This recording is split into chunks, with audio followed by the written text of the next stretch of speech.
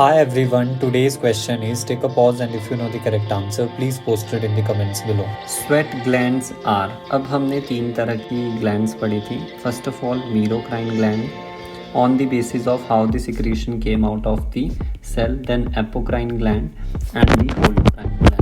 अब इनके नाम में क्या क्या छुपा है। मीरोक्राइन को ही हम एक्राइन कहते हैं और ईक्राइन भी कहते हैं। ये एक ही टाइप के ग्लैंड का नाम है जो आपके पास 90% ग्लैंड्स होती है हमारी बॉडी में, या फिर हम बोले 90% स्वेट ग्लैंड्स जो है वो आपके पास मीरोक्राइन है।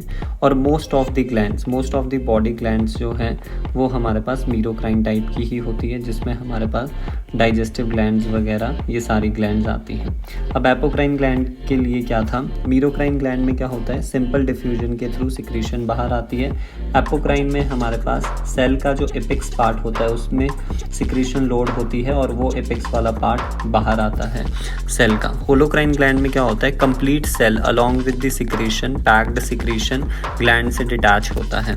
सो मोस्ट इकोनॉमिकल ग्लैंड कौन सी हुई, मीरोक्राइन, बिकॉज इसमें cells of the gland intact रहते हैं। By the simple diffusion secretion बाहर आएगी।